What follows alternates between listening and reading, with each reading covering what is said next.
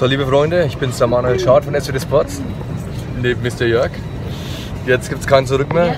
Wir sitzen jetzt im Flugzeug. Sobald wir in Ulaanbaatar angekommen sind, gibt mal wieder Kund von uns. Bis dann.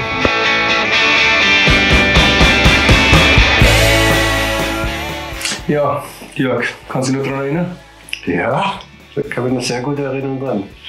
An die Hauruck-Aktion. Innerhalb von einem Tag Kiste gebaut, Motorräder eingeladen, schnell und dann kam der morgens gleich der Transport. Ja, und dann musstest du zurück nach Australien, ne? Genau. Wow. Was für eine scheiß Arbeit, ne? Jo, aber wir haben es hingebracht. War richtig cool. Das stimmt. Ist cool, wenn man die Bilder jetzt anschaut. Der Elmar ist wieder dabei. Der war wieder am Start. Ja. 2014, Ja, die zweite Tour. das waren so die ersten Berührungspunkte zwischen uns. Die zweiten. Also da haben wir uns schon ein bisschen besser kennengelernt. Aber da wusste ich mittlerweile, was mich erwartet. Solche Aktionen war dann ganz normalen Tagesablauf. Ja, mit Simon am Start war das richtig cool. Ja. Hat richtig Spaß gemacht. Das ist alles wegen ungeplant immer, ne? Und geht am Ende dann doch wieder gut, ne? Ja. Das ist Simon gerade wieder rauchfest. Und wieder nichts an, ne? Wieder nur das Leible. Genau. Brauche nichts. Ja, das waren die ersten Kontakte mit Russland und eigentlich hat mir das schon immer gefallen. Und damals hast du schon immer Road of Bones geschrien und ich wusste gar nicht, auf was ich mich da einlasse, wenn ich da Tour mit dir mache. Stimmt. Schwarze Pfütsche sind wir Genau. gefahren. Kleine Enduro-Runde von SWD Sports aus. Und da haben wir uns mal gleich schon etwas näher aneinander angetastet. Sind wir zu zweit auf dem Moped gefahren, haben mal geguckt, ob das funktioniert, falls wir hier liegen bleiben und tagelang gemeinsam auf einem Moped fahren müssen. Das hat gut funktioniert, sieh da. Ich hatte genug Platz vorne dran. Geil. Ja, coole Aktion war das. Mit Simon zusammen. Ja. Danach hat der Motorrad rundum Erneuerung gebraucht. Genau. Das Ja. war schon ein Flieger. Hallo, guten Morgen. Wir sind gerade angekommen. Ulaanbaatar, Genghis Khan International Airport. Wir sind relativ schnell durch den Zoll durchgekommen, ohne Probleme.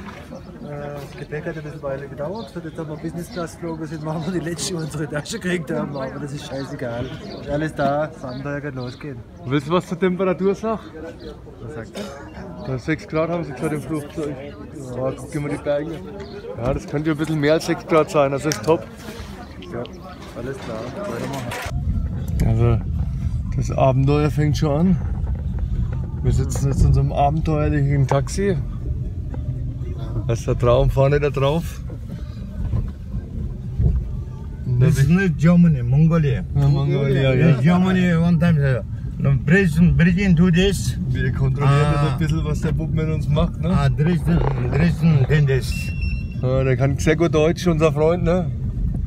Wir werden dann schauen, wie viel Geld wir da ablegen müssen. Schau dir mal das Flugzeug an, das ist noch voll intakt, damit fliegen wir dann heim. Sehr interessant. Sehr interessant. Also es ist Mongolia. Ne? Da hinten seht ihr die Berge. Es ist nicht Deutschland, ne? Das ist klar. Oder? Was sagst du dazu, Jörg? Ja, das ist cool, sieht bald. Ich finde es geil. Ich würde sagen, die Ampel ist fast rot. Da hatte ich gedacht, das ist schon die erste Aktion, wo das Garmin weg ist. Wie ich das denen gegeben habe, habe ich gedacht, okay, das war's jetzt mit dem Navigationssystem, das wird jetzt ohne gehen müssen. Ja. Dann die Aktion, dass er den Custom Service nicht gefunden hat und wir dann ausgestiegen sind hingelaufen.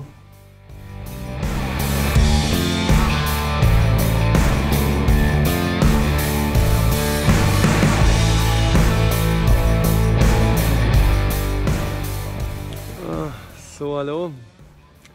Die ersten paar Kilometer sind geschafft. Die Ladies fahren sich wie Eier. Da oben ist der Genghis Khan. Und abartig, wie groß das alles ist. Ne? Ja. Der ganze Platz nur mit diesen Monumenten. Und da war ich ja schon das erste Mal auf der Fresse gelegen, auf dem Weg dahin. Genau. Also wir haben ganz entspannte Gesichter, obwohl die Fahrt war schon ganz schön stressig bei dem heftigen Verkehr aus Ja. Ulaanbaatar. Und ich hau es gleich auf, weil die Bremse blockiert hat. Gibt's ja gar keinen Strom. Also, unser trautes Heim mit geputzter Linse jetzt mal, ne? Okay. Der Jörg hat sich schon das 2 Betten breit gemacht. Ja, die waren halt echt abartig laut nachts. Kloßköpfe. Die ganze Nacht durchgefeiert. Aber früher haben wir es ihnen gegeben, ne? Ja. Gib ihm Remus, war die Ansage.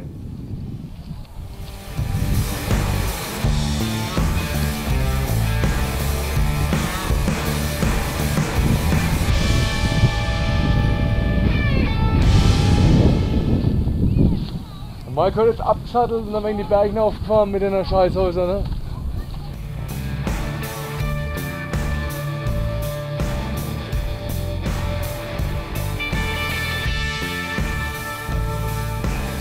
Einen wunderschönen guten Morgen.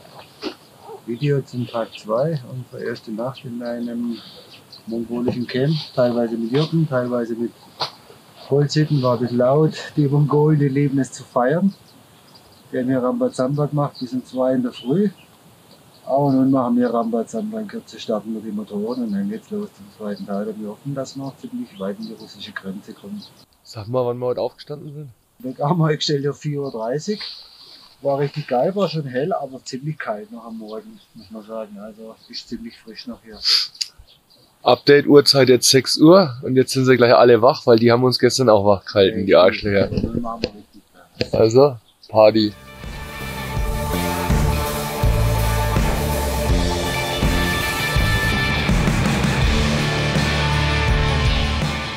Ja, und da ging es ja auf der Teerstraße raus, aber das ging dann ziemlich schnell auf eine Art Track über, geschottert, teilweise total rutschig, so wie so Split, ganz komische Sache, was wir da gefahren sind. Ja. Und weißt du noch, wo ich durch den Sand gefahren bin und mein Hinterrad plötzlich so hoch in der Luft war? Ja. Da hatte ich das erste Mal gedacht, jetzt ist es vorbei. Das Thema ist es gelaufen mit dem Trip. Da hat nicht viel dazu gehört, weil ich von rübergeflogen. Mhm.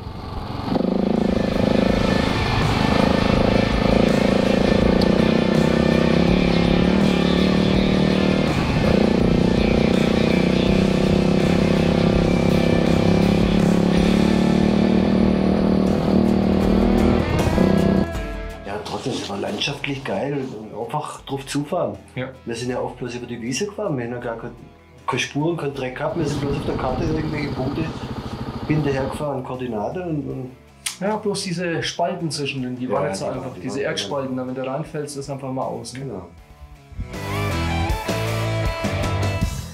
Das ist nur ein klitzekleiner Ausschnitt von dem, was wir die ganze Zeit erleben dürfen. Ja, da mit dem Fahrrad eingefädelt, wenn du umdrehen willst, klack, warst du da gelegen. Ich weiß gar nicht, wie oft ich gelegen habe, bis wir eigentlich in Russland waren. Ging mal zack, war die Fuhre am Boden.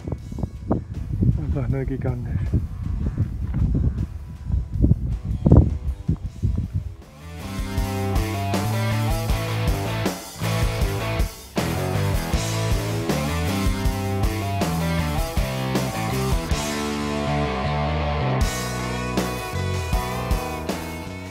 Ja, das war da oben, wo man so weit glotzen konnte. Da, die Mine. Wir sind ja ewig um das Ding außen rumgefahren. Da ging die ganze Straße außen rum. Dann das erste Mal einkaufen mit den Kids. Genau. Die ganzen Gummibärchen gefuttert haben. Die haben sich alle gefreut, dass wir da sind. Und wir auch. Ja, da macht der Manuel den Weg frei, dass wir über die Brücke fahren können. Die Kühe drüber gelaufen. Das war, glaube ich, die erste Holzbrücke, die Ja, wir fahren ja. sehen. Fand man total fantastisch. Genial, was ist das für eine Brücke? Und nachher haben wir aufgehört zu zählen, wir sind einfach nur noch drüber gefahren über die Brücke.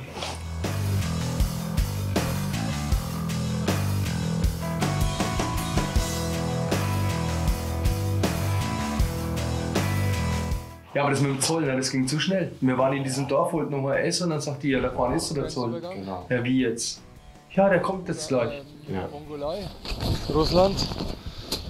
Rausgelassen haben sie uns schon fast. Jetzt fahren wir mal vor zur russischen.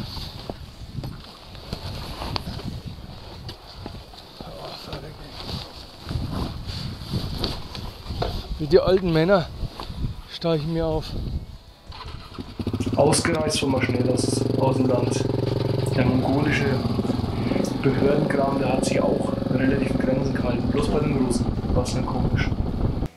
Wir haben das Scarnet dann versteckt und sind bei den Russen ohne gar nicht eingereist. Aber das hat man Deutschland. Ja, und diesen Zettel, ich glaube, 10-mal ausfüllen, jedes Mal zerrissen bekommen, jedes Mal wieder neu hingelegt und es wird ja nicht besser. Ne? Aber warum haben wir das gar nicht eigentlich versteckt? Das weiß ich gar nicht mehr. Weil es uns die IHK vorgeschlagen hat, dass es besser ist. Die Russen arbeiten nicht gar nicht. Politik Nova aus dem Land rauszukommen. Hat. Jetzt Russia. Also gerade mal 2,5 Stunden später, würde ich mal sagen. Ne? Ja. Noch sind wir nicht in Russland, Niemandsland, aber das war eine schwere Geburt. Ja, das war wieder so ein Kack, ne? Aber man muss sagen, sie sind sehr hilfsbereit, keiner hat irgendwie verarscht. Jetzt warten wir mal ab, was jetzt kommt. Ne? Stockdunkel war es, als wir eingereist sind. Oh, das erste Auto in einer Stunde. Uiuiui. Stromausfall. Feierabend. Jetzt haben wir es gehabt. Der Schlagbaum geht auf, wir fahren jetzt nach Russland rein, wir sind jetzt dann Ewigkeiten da gewesen. Den Jungs ist die Vorderachse an ihrem Auto gebrochen. 1200er GS wünsche ich mir jetzt nicht gerade. Nicht wirklich.